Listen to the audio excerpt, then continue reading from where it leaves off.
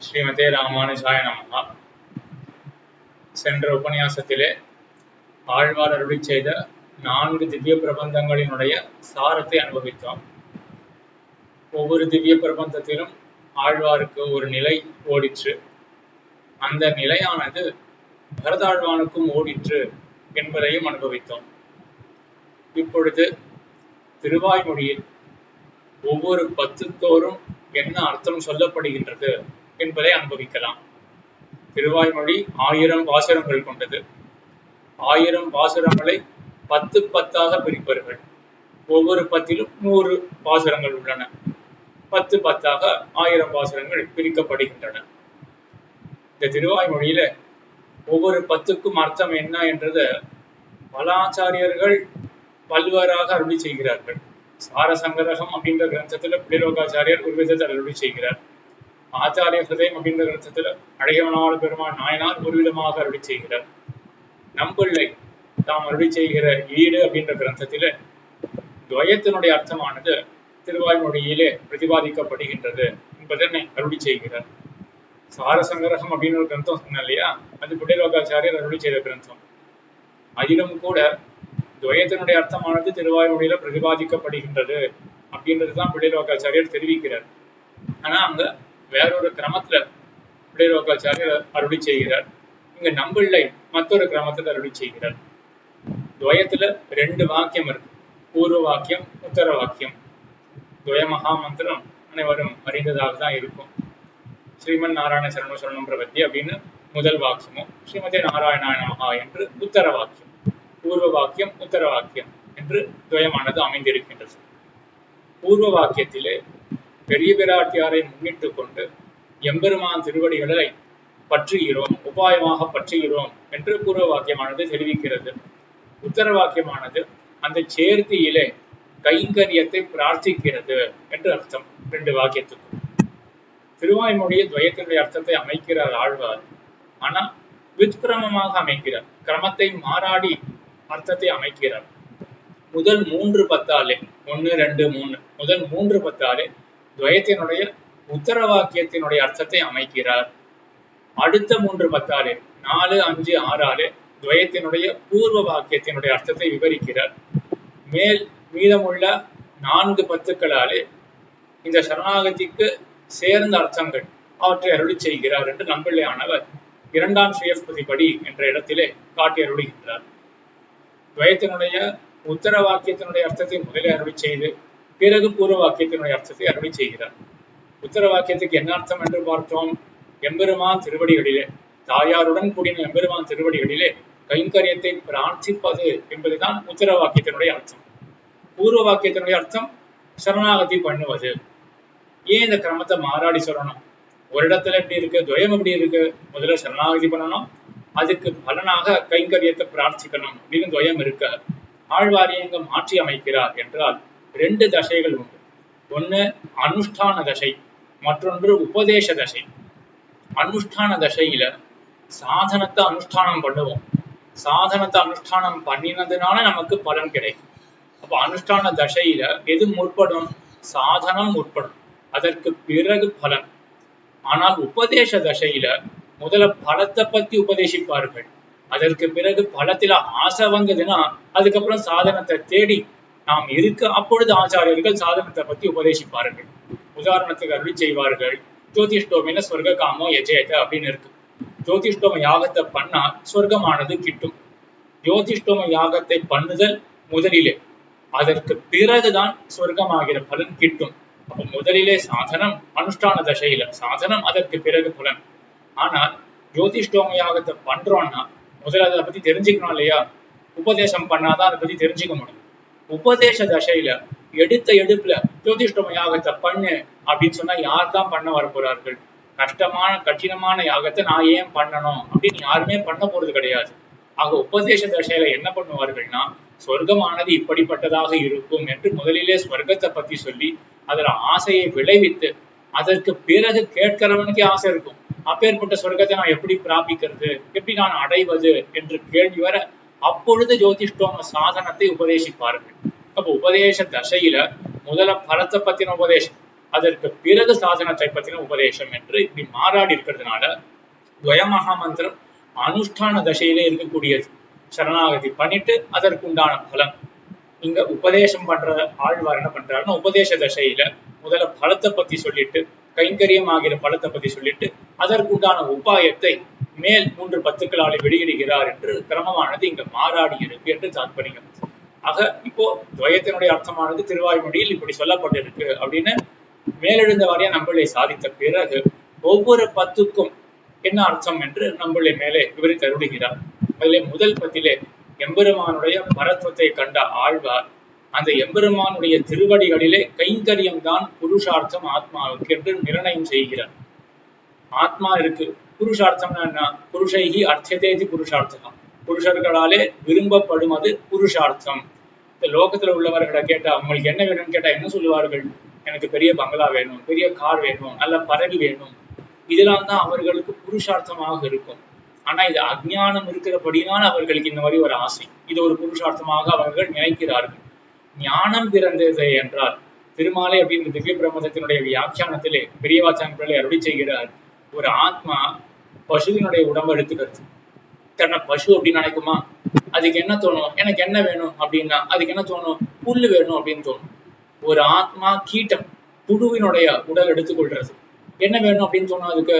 எனக்கு சாக்கடை இருந்தா போதும், அதெல்லாம் சாப்பிட போறது அந்த புழுவானது, அது இருந்தா போதும் அப்படின்னு அந்த புழுவுக்கு தோணும். ஒரு ஆத்மா மனித உடல் எடுத்துக்கிறது. உனக்கு என்ன வேணும் அப்படின்னு என்ன தோணும் அந்த ஆத்மாவுக்கு? எனக்கு மனைவி வேணும், மக்கள் வேணும் அப்படின்னா அந்த ஆத்மாவுக்கு தோணப்படுது. ஆனா அதே ஆத்மாவானது பரமாத்மா பற்றின ஞானத்தை அடைந்ததே என்றால் உனக்கு என்ன வேணும் அப்படின்னு கேட்டோமே என்றால், எம்பெருமான் திருவடிகள் நான் தொண்டு செய்யறேனா, அப்ப எனக்கு துண்டு தான் வேணும். நான் சேஷபூதனா, அப்ப எனக்கு என்ன வேணும்? கைங்கரியம் தான் வேணும் அப்படின்னு புருஷார்த்தத்தை என்னவா அறுதியிடும் அந்த ஆத்மா? ஞானியான ஆத்மா என்ன அறுதியிடும்? கைங்கரியமே புருஷார்த்தம் என்று அறுதியிடும். அதுதான் ஞானியான ஆழ்வார் இந்த முதல் பத்திலே தெரிவிக்கிறார். எம்பெருமான் திருவடிகள்ல கைங்கரியம் தான் புருஷார்த்தம் என்று அறுதியிடுகிறார். சரி, ஞானத்தினாலதானே இந்த அறுதியிடுறார் அப்படின்னு பார்த்தோம். ஞானம் எப்படி வந்தது? இது சரியானதா? எம்பெருமான் திருவடிகள்ல புருஷார்த்தம் அப்படின்றது கைங்கரியம் தான் புருஷார்த்தம் அப்படின்றது சரியானதா அப்படின்னா ஆம் என்று அருளி செய்கிறார். சுடர்மிகு சுருதியுள் இவை உண்டு சுரணே என்று. சுடர்மிகு சுருதி வேதமானது இது சொல்றது.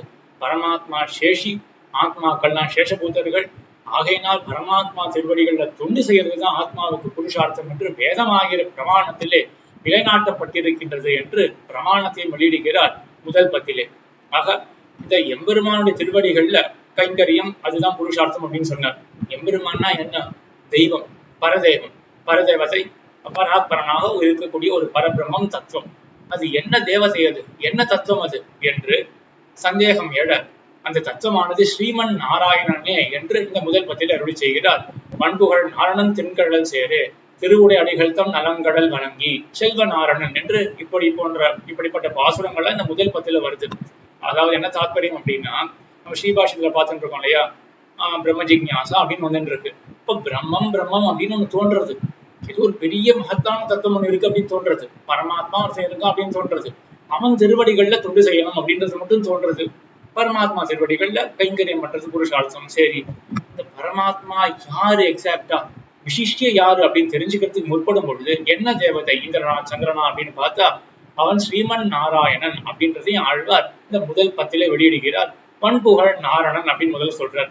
வெறும் நாரணன் கிடையாது, திருவுடையடிகள் பெரிய பிராட்டியாருக்கு சுவாமியானவன் அப்படின்னு சாதித்து செல்வ நாரணன், பிரம்மச்சாரி நாரணன் கிடையாது, ஸ்ரீமானான நாரணன் என்று எம்பெருமான் இப்படிப்பட்ட மிதுனம் தான் பரம பிராபியமாக இருக்கு. அந்த திருவடிகளை கைங்கரியம் பண்றது புருஷார்த்தம் அப்படின்னு முதல் பத்துக்கு அர்த்தம் என்ன? பகவத் சரணாரவிந்தங்கள்ல கைங்கரியம் பண்ணுவதுதான் ஆத்மாவுக்கு புருஷார்த்தம். இதான் முதல் பத்தினுடைய அர்த்தம். இரண்டாவது பத்தில ஆழ்வார் என்ன பண்ணாருன்னா, அவர் ஆசைப்படுறார். அடியார்கள் உடன் கூடுவது என்று கொலோ, ஒளிக்கொண்ட சோரியமாய் உடன் கூடுவது என்று கொலோ, கழிப்பும் கவர்வும் மற்ற பிறப்பு பிடிமும் பிறப்பற்று ஒளிக்கொண்ட சோரியமாய் உடன் கூடுவது என்று கொலோ. இந்த உடம்பிற்கு பிரகிருதி சம்பந்தத்துடன் கூடியிருக்கும் பொழுது இது போய் நின்ற ஞானமும் பொல்லா ஒழுக்கும் அழுக்குடம்பா இருக்கு, சம்சார தசையில இருக்கக்கூடிய உடம்பு. ஆனா இதை கழித்து திருநாட்டுக்கு போய் சேர்ந்தோமே என்றால் ஒளிக்கொண்ட சோதியம் என்று ஒளிமிக்க தேஜோமயமான ஒரு திவ்யமங்கல விக்கிரகம் கிடைக்கும். சுத்த சத்தமயமான விக்கிரகம் திருநாட்டுக்கு போனா கிடைக்கும். இந்த உடம்போ வியசனத்துக்கு ஆஸ்பதமா இருக்கு. அதுவோ எம்பெருமான உள்ளபடி காட்டக்கூடிய திருமேனியாக இருக்கு. நித்திய சூரியர்களுடைய உடம்பு போல ஒரு திரு உடம்பு நமக்கு கிடைக்கும். அந்த உடம்பு இப்ப கிட்ட போகுது அப்படின்னு ஆசைப்படுறார் ஆழ்வார். அதே போல அடியார்கள் உடன் கூடுவது என்று பொருள் நித்திய சூரிகள், அடியார்களான நித்திய சூரிகள் முக்தாத்மாக்கள் அவர்களுடன் சேர்ந்து எம்பெருமான அனுபவிக்கணும் அப்படின்னு திருநாட்டுக்கு எப்ப போவாரு அப்படின்னு ஆசைப்பட்டார் 2ஆம் பத்துல. அத்தோடு மட்டும் இல்லாமல் நலமந்தம் இல்லாதோர் நாடு புகுவீர் அப்படின்னு நமக்கும் உபதேசம் பண்றார். நலமந்தம் இல்லாதோர் நாடு, இந்த சம்சாரம் இருக்கே இது எப்படி? நலமே அற்ற நாடு, ஆனந்தம், நலம் என்றால் ஆனந்தம், ஆனந்தமே அற்ற நாடு இந்த சம்சாரம் ஆகிற நாடு. ஸ்ரீவைகுண்டம் எப்படிப்பட்டது அப்படின்னா நலமந்தம் இல்லாத ஒரு நாடு. அங்க ஆனந்தத்துக்கு அந்தம் முடிவே கிடையாது. அப்படிப்பட்ட நாட்டுக்கு நீங்களும் போவீர்கள் என்று நமக்கு உபதேசம் செய்கிறார். நலமந்தம் இல்லாதோர் நாடு புகுவீர் என்று. இதெல்லாம் எம்பெருமான் பார்த்தோம். ஆக ஆழ்வார் தான் ஆசைப்படுறார் ஸ்ரீவைகுண்டத்துக்கு போகலாம் அப்படின்னு, மற்றவர்களுக்கும் உபதேசம் பண்றார் ஸ்ரீவைகுண்டத்துக்கு போங்கோள் அப்படின்னு. ஆக ஆழ்வாருக்கு ஸ்ரீவைகுண்டத்தில் ஆசை இருக்கு என்று எம்பெருமான் அறிந்து அந்த ஸ்ரீவைகுண்டத்தை எம்பெருமான் வந்து கொடுக்க ஆழ்வார் எனக்கு ஸ்ரீவைகுண்டமே வேண்டாம், எனக்கு மோட்சமே வேண்டாம் அப்படின்னு சொல்றார். எம்மா வீட்டு திறமும் செப்பம் என்று.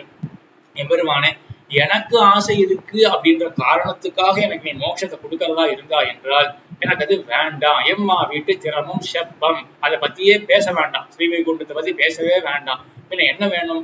தனக்கேயாக என்னை கொள்ளும் இதே என்று உன்னுடைய திருவுள்ளத்துக்கு எது உகப்பாக இருக்குமோ அதுதான் எனக்கு வேணுமே ஒழியா எனக்கு பிடிச்சிருக்கு அப்படின்றது எனக்கு வேண்டாம் என்று இந்த 2ஆம் பத்தில ஆழ்வார் என்ன பண்றாரு அப்படின்னா, முதல் பத்துல அறுதியிட்டாரே ஒரு புருஷார்த்தம், அதை நிஷ்கர்ஷம் பண்ணுகிறார், அதை மேலும் அறுதியிடுகிறார். என்ன அறுதியிட்டார் முதல் பத்துல? ஆத்மாவுக்கு புருஷார்த்தம் என்ன? கைங்கரியம் அப்படின்னு. தொண்டு செய்யறது ஆத்மாவுக்கு புருஷார்த்தம். அப்ப அதுல ஒரு சந்தேகம் வரும், அப்ப தொண்டு செய்யறது இவ்வளவுதானா கைங்கரியம் அப்படின்னு? அப்படி மட்டும் கிடையாது. எம்பெருமானுடைய திருவுள்ளத்துக்கு சேர தொண்டு செய்யறதுதான் ஆத்மாவுக்கு புருஷார்த்தம் என்று அதை நிஷ்கர்ஷிக்கிறார் இந்த 2ஆவது பத்திலே. ஆக முதல் பத்தில புருஷார்த்தம் கைங்கரியம் அப்படின்னு சொன்னார். அந்த கைங்கரியமும் எப்படிப்பட்டதுன்னு நிஷ்கர்ஷித்து சொல்றார். நிஷ்கர்ஷித்து அப்படின்னு நிலைநாட்டுகிறார், நல்ல ரிஃபைண்டா சொல்றார். எப்படிப்பட்ட கைங்கரியம்? எம்பெருமான் திருவுள்ளத்துக்கு சேர நாம் பண்ணக்கூடிய கைங்கரியம் அப்படின்றதுதான் ஆத்மாவுக்கு புருஷார்த்தம்னு 2ஆம் பத்தினுடைய அர்த்தம்.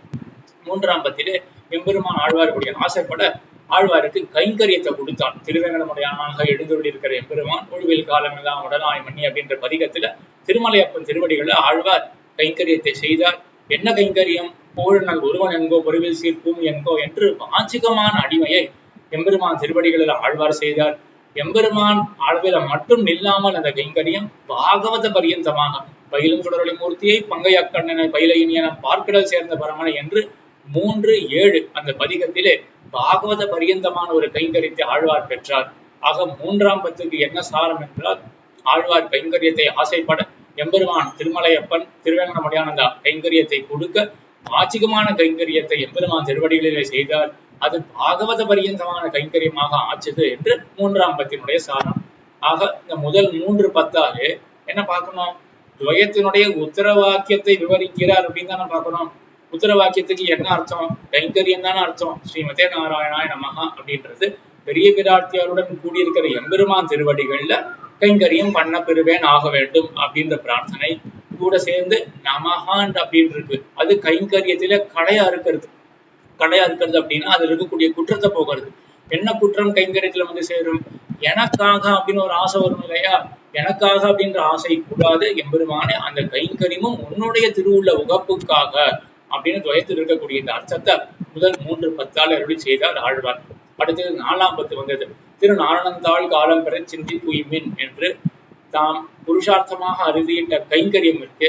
அதுக்கு உபாயம் என்ன? அந்த கைங்கரியத்தை எப்படி பெறது என்றால் எம்பெருமானுடைய திருவடிகள் தான் உபாயம் என்று 4ஆம் பத்திலே அந்த உபாயத்தை வெளியிடுகிறார். எம்பெருமான் திருநாரணந்தாள் காலம் பெற சிந்தி தூய்மின் என்று. இது ஒரு நாயகமாய் அப்படின்ற பதிகத்துல வரக்கூடிய பாசுரம். அந்த ஒரு நாயகமாய் அப்படின்றது, இந்த ஒரு நாயகமாய்ன்றது 4ஆம் பத்தினுடைய முதல் பதிகம், முதல் திருவாய்மொழி. அதுல எம்பெருமான் திருவடிகள் தான் உபாயம் என்று சொல்லி அத்தோடு மட்டும் இல்லாமல் கைங்கரியம் புருஷார்த்தம் சொன்னார் இல்லையா?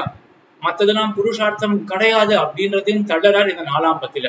குடிமண்ணு மின்சுவர்க்கம் எய்தியும் மெல்வர்கள் வீழ்வில்லை குடிமண்ணு புல்லுடைய அண்ணல் கடல்கள் குறுகுமினோ என்று சொர்க்கம் முதலான ஐஸ்வர்யங்கள்லாம் இருக்கு இல்லையா? அதெல்லாம் அஸ்திரம், அழியக்கூடியது என்று அது புருஷார்த்தம் ஆகாதுன்னு ஐஸ்வர்ய புருஷார்த்தத்தை தள்ளுகிறார்.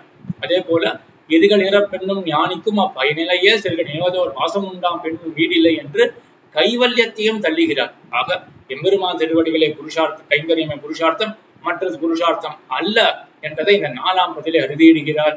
அந்த கைங்கரியத்தை பெறுவதற்கு உபாயம் என்ன என்றால் எம்பெருமான் திருவடிகளில் பண்ணக்கூடிய சரணாகதி தான் என்று 4ஆம் பதிலே உபாயத்தை வெளியிடுகிறார்.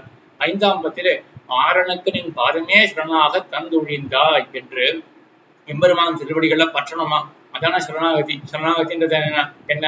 துமே உபாயோ பூதோ மேகோ இது பிரார்த்தனா மதிஹி சரணாகதிஹி அனன்ய சாத்தியே ஸ்வாபீஷ்டே மகாவிஸ்வாச பூர்வகம் ததேக உபாயதா யாஜ்ஞா பிரார்த்தனா மதி சரணாகதிஹி.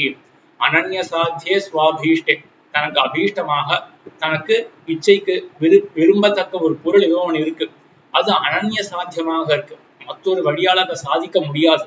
இப்படி இருக்கக்கூடிய நிலையில ததேக உபாயதா யாச்ஞா, எம்பெருமானே நீயே உபாயம் அப்படின்னு ஒரு பிரார்த்திக்கிறோமே, அதுதான் சரணாகதி. ஆக எம்பெருமான் திருவடிகளை பற்ற வேண்டும். இந்த பற்றுதல் இருக்கு இல்லையா, இதுவே நாம் போய் செய்யறது கிடையாது. ஆரணக்கனின் பாதமே சரணாக தந்தொழிந்தா என்று எம்பெருமானே எனக்கு உன்னுடைய பாதத்தை ஆறுனா உபாயம், உன்னுடைய பாதத்தை எனக்கு உபாயமாக எம்பெருமானை நீ கொடுத்தா என்று பரகத ஸ்வீகாரத்தை 5ஆம் பத்தியில வெளியிடுகிறார். எம்பெருமானை தன்னுடைய திருவடிகளை இந்த ஜீவாத்மாவுக்கு நீட்டலாம். அதான் பரகத ஸ்வீகாரம். பற்றிக்குள் அப்படின்னு நீட்டுகிறான் இல்லையா, இதுதான் பரகத ஸ்வீகாரம். அப்ப எம்பெருமானை ஸ்வீகரிக்கிறான், இந்த ஜீவாத்மாவை அபிமானிக்கிறான். அந்த அபிமானம் எப்பொழுதுமே உண்டு. அப்ப ஏன் இது வரைக்கும் இந்த ஜீவாத்மா மோட்சத்துக்கு போகல அப்படின்னா, எம்பெருமான் ரட்சிக்கணும்னு வர இந்த பரகத ஸ்வீகாரம் ஏற்கனவே இருக்க இந்த ஜீவாத்மா தடுத்துட்டே இருக்கான். 2 விதமா தடுக்கிறான். எனக்கு இந்த உபாயம், அதாவது எம்பெருமான் திருவடிகளை கைங்கரியம் அப்படின்றதே எனக்கு வேண்டாம், எனக்கு மற்ற சம்சார சுகமே எனக்கு போதும் அப்படின்றதுனால எம்பெருமான் பக்கத்துல வரல. அது ஒரு வைமுக்கியத்துக்கு காரணம். மத்தொன்னு எம்பெருமான் திருவடிகளை கைங்கரியம் பண்ணணும் ஆசை, எம்பெருமான் அனுபவிக்கணும் அப்படின்னு ஆசை. ஆனா நான் என் வழியை பார்த்துட்டு நான் வரேனே, பக்தி யோகம் அப்படின்னு எவ்வளவோ சாதனங்கள்லாம் இருக்கு, அதை அனுஷ்டித்து நானே என் வழியை பார்த்துக்கிறேனே அப்படின்றதுனால எம்பெருமான் பண்ணக்கூடிய ரட்சணத்தை தடுத்துட்டு இருக்கான் ஜீவாத்மா அனாதி காலமாக. இந்த 5ஆம் பத்துல எம்பெருமான் வரக்கூடிய பரகத ஸ்வீகாரத்தை வெளியிட்டு அதுக்கப்புறம் 6ஆம் பத்துல தாம் பற்றக்கூடிய பற்று, தன்னுடைய உபாய வரணம், எம்பெருமான் திருவடிகளை நீட்ட ஆழ்வார் விலக்கலை போல் எம்பெருமானுடைய திருவடிகளை பெரிய பிராட்டியார் புருஷகாரமாக பெரிய பிராட்டியாரை முன்னிட்டு கொண்டு எம்பெருமான் திருவடிகளை பற்றுகிறார். அகலகில்லே நிறையம் என்று அதன் மேல் அங்கே உரை மாறுவா என்று எம்பெருமான் திருவடிகளை பற்றுகிறார். ஆக 4, 5, 6 சரணாகதியானது வெளியிடப்படுகின்றது. எப்படி? 4ஆம் பத்தில் எம்பெருமான் திருவடிகளை உபாயம் என்று அறுதியிட்டார். 5ஆம் பத்துல பரகத ஸ்வீகாரத்தை அருளி செய்கிறார். எம்பெருமானை தன்னுடைய திருவடிகளை உபாயமாக கொடுக்கிறான் என்று. 6ஆம் பத்திலே தான் விளக்காமல் அந்த ஸ்வீகாரத்தை தாமும் செய்தார். உபாய வரணம் என்று சொல்லுவார்கள். எம்பெருமான் சித்தோபாயம், அவனை நாம் வரிக்க வேண்டும். சித்தோபாயம் என்றால் அனாதி காலமாக எம்பெருமான் நம்ம ரட்சிக்க வேண்டும் அப்படின்ற எண்ணத்துடன் அவன் எப்பவுமே இருக்கான். நம்ம புதுசா ஒண்ணு பண்ணி அவனை நீ ரட்சணம் செய்யும்படியாக ஒண்ணு பண்ணி நம்ம செய்ய போறது கிடையாது. அவன் சித்தமா இருக்கான். அப்ப ஏன் நம்ம ரட்சிக்கப்படலை அப்படின்னா, நம்ம தள்ளி விட்டுட்டே இருக்கும். அந்த பிரதிஷேதம் இருக்கு இல்லையா, அது நீங்க வேண்டும். அதுதான் நம்ம பண்ணக்கூடிய உபாய வரணம் என்று அத பெரிய பிராட்டியார் புருஷகாரமாக முன்னிட்டு கொண்டு 6ஆம் பத்திலே செய்தார் என்று இது துவயத்தினுடைய பூர்வ வாக்கியத்திலே சொல்லப்பட்ட சரணாகதியினுடைய விவரணமாக இந்த 3, 10, 4, 5, 6 அமைந்திருக்கின்றன. அதற்கு பிறகு 7ஆம் பத்திலே, இப்ப 6ஆம் பத்து எம்பெருமான் சித்தோபாயம், அவனை வரிச்சிட்டார் ஆழ்வார், நீதான் உபாயம் அப்படின்னு ஒத்துட்டார் ஆழ்வார். அப்ப என்ன ஆயிருக்கணும்? அடுத்த பாசுரமே நான் திருநாட்டுக்கு சேர்ந்துட்டேன், அந்த மேல் பேரின்ப தடியரோடு இருந்தாய் அப்படின்னு அங்க முடிஞ்சிருக்கணும். சூழ்விசுமணி முகில் உடனே பாடி இருக்கணும். ஆனா பாடலையே ஆழ்வார் வருத்தப்படுறார். சரணாகதி பிரம்மாஸ்திரம் கூட நான் பண்ணிட்டேன், இதுவே எனக்கு பலத்தை கொடுக்கலையே அப்படின்னு ஒரே வருத்தப்பட்டு அப்ப யோசிக்கிறாருன்னா, எம்பெருமானுக்கு சக்தி இல்லையா அப்படின்னு அப்படி கிடையாது. உபயோகியான குணங்கள் எல்லாம் இந்த 7ஆம் பத்திலே சொல்லுகிறார்.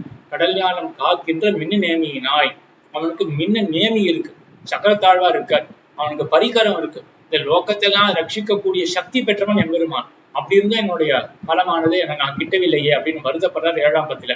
எம்பெருமானையே ஆழ்வார் இங்க வச்சிருக்கான், அப்பதான் நாம் உஜீவனத்தை அடைவோம். அந்த எம்பெருமான் பாக்குறான், சரி இவர் இப்படியே கதறிட்டே இருக்காரு, எப்படி இவர் கொண்டு லோகத்தை திருத்தறது, சரி இவர் கொஞ்சம் அனுபவத்தை கொடுப்போம் அப்படின்னு 6ஆம் பத்தில ஆழ்வார் கூறாராடி வெஞ்சம் ஏந்தி கொடியன் பால் வாராய் ஒரு நாள் அப்படின்னு ஆசைப்பட்டார். திருவாடி என்ன, ஸ்ரீ பாஞ்சதன்யம் என்ன, இதெல்லாம் தரித்து கொண்டு என் முன்னால் நீ சேவை சாதிக்கணும் அப்படின்னு ஆசைப்பட்ட ஆழ்வாரை குறித்து எம்பெருமான் இந்த 7ஆம் பத்தில 3வது பதிகம் வெள்ளை சுருசங்கோடு ஆழி ஏந்தி தாமரை கண்ணன் நெஞ்சினோடே பிள்ளைக்கடா இந்த வாற்றை காணீர் என்று எம்பெருமான் மானச அனுபவத்தை ஆழ்வாருக்கு கொடுக்கிறான். பெரிய திருவடி கருட வாகனத்திலே ஆருடனாக திவ்யாயுதங்களை தரித்துக் கொண்டு ஆழ்வாருக்கு சேவை சாதிக்க அதை கண்டு அனுபவித்தார் ஆழ்வார். ஆனா சட்டுன்னு புரிஞ்சுட்டார், இது மானசமான அனுபவம். பாக்கிய சம்ஸ்லேஷத்துக்கு ஆழ்வார் ஆசைப்படுறார். எம்பெருமான் காட்சி அளிக்கிறான் இல்லையா, உடனே அந்த எம்பெருமான் திருவடிகளை தன்னுடைய தலையை போய் வணங்க வேண்டும், தலையால வணங்க வேண்டும், அந்த திருவடிகள்ல புஷ்பங்களை கொண்டு அர்ச்சிக்க வேண்டும் அப்படின்னு ஆசைப்படுறார். ஆனா அந்த பாக்கிய சம்சேஷம் வெளிக்கரணங்களை கொண்டு ஒண்ணும் பண்ண முடியலையே, எம்பெருமான் திருவடியை கட்டி அணைச்சிக்க முடியல இல்லையா. அதனால ஒரே வருத்தத்தோட இந்த 7ஆம் பத்தானது முடியறது.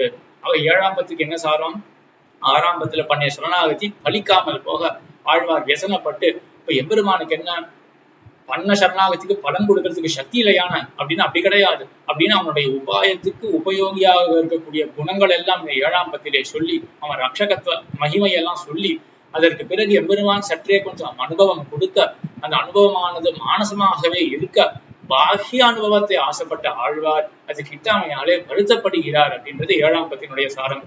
அதற்கு பிறகு 8ஆம் பத்தில யோசிக்கிறார், எம்பெருமான் எப்படிப்பட்டவன் என்றால், உமருகந்த உகந்த உருவம் நின் உருவமாகி உந்தன கண்பரானார் அவருகந்த மனது செய்கை உன் மாயை அப்படின்னு இருக்கக்கூடியவன் எம்பெருமான். என்ன தாற்பயம், உமருகந்த உகந்த உருவம் நின் உருவமாகி, உமர்கள் அடியார்கள்லாம் என்ன உருவத்தை உகக்கிறார்களோ தமருகந்ததே உருவம் அவ்வுருவம் தானே, தமருகந்ததே பேர் மற்றப்பேர் என்று என்ன திருநாமத்தை சூட்ட வேண்டும் என்று அடியார்கள் ஆசைப்படுகிறார்களோ அந்த திருநாமத்தை எம்பெருமான் ஏத்துக்கிறான். என்ன திரவியத்தை கொண்டு எம்பெருமானுக்கு உருவத்தை அமைக்கணும்னு ஆசைப்படுறார்களோ அதையே தன்னுடைய திருமேனியாக ஏத்துக்கிறான். இப்படி ஆசிரித்த பரதந்திரனாக எம்பெருமான் இருக்கான். அதுக்கு மேல உகந்து அமர்ந்த செய்கை உன் மாயை, அந்த அடியார்கள்லாம் உகந்து அமர்ந்த செய்கை இருக்கு இல்லையா, அனன்ய பிரயோஜனமாக எம்பெருமான் திருவடிகள்ல கைங்கரியம் பண்றார்கள். அந்த கைங்கரியம் எல்லாம் எப்படி அவனுடைய மாயைக்கு தோற்று ஆச்சரியமான சேட்டித்தங்களுக்கு தோற்று கைங்கரியம் பண்றார்கள். அப்போ நதே ரூபம் நச்சாகாரா நச்சாஸ்பாதம் ஆயுதானி நச்சாஸ்பதம் பக்தானாம்கும் பிரகாசத்தை இந்த ஜிதந்திய ஸ்தோத்திரத்தை சொன்னா போல எம்பெருமானுடைய உருவம் என்ன, அவனுடைய சேட்டித்தம் என்ன, இதெல்லாமே அடியார்களுக்காக அப்படி ஆசிரித பரதந்திரனா இருக்கிறவன் எம்பெருமான். அப்படிப்பட்டவன் நான் இவ்வளவும் கூப்பிட்டு எனக்கு அனுகிரகம் பண்ணாம இருக்கானே, அப்போ என்னிடத்துல ஏதோ ஒரு குறைபாடு இருக்கு அப்படின்னு யோசிச்சு அப்ப ஒருகால் என்னிடத்துல ஆத்மீயங்கள்ல ஆசை இருக்குன்னு எம்பெருமான் திருவுள்ளம் போலும் என்று. அதாவது ஆத்மா என்றால் நாம், ஆத்மீயம் என்ன நம்ம சார்ந்தது. ஆழ்வார் யோசிக்கிறார், அப்ப எனக்கு என்னோட ஆத்மால ஆசை, என்னிடத்துல ஆசை, நான் சுதந்திரமா இருக்கேன், என்னிடத்துல ஆசை. ஆத்மீயம் என்னுடைய பந்துக்கள் மற்ற பொருள்கள் இடத்துல, என்னோட சம்பந்திக்கப்பட்ட பொருள்கள் இடத்துல எனக்கு ஆசை அப்படின்னு எம்பெருமான் நினைக்கிறானோ அப்படின்னு கருதி ஆழ்வார் என்ன பண்றாரு அப்படின்னா, எனக்கு உங்களோட எங்கள் இடை இல்லை என்று இந்த 8ஆம் பத்துல ஆத்மீயங்கள்ல தமக்கு ஆசை இல்லை அப்படின்றதை எம்பெருமானுக்கு அறிவிக்கிறார் என்று 8ஆம் பத்தினுடைய சாரம். 8ஆம் பத்துல என்ன, எம்பெருமான் அனுகிரகம் பண்ணாததுக்கு என்னிடத்துல ஏதோ ஒரு குறைபாடு இருக்கு அப்படின்னு சந்தேகப்பட்டு, அந்த குறைபாடு என்ன என்றால் எனக்கு இன்னும் சம்சாரத்துல ஆசை போல, என்னிடத்திலேயோ என்னை சார்ந்த பொருள்களிலேயோ ஆசை போல அப்படின்னு எம்பெருமான் திருவுளம் பற்றியிருக்கான் போல இருக்கு. எம்பெருமானுக்கு அறிவிக்க வேண்டும், எனக்கு இந்த சம்சாரத்துல என்னிடத்திலேயோ என்னுடைய பொருள்களிலேயோ எனக்கு ஆசை கிடையாது அப்படின்றதை அறிவிக்கிறார் 8ஆம் பத்துல.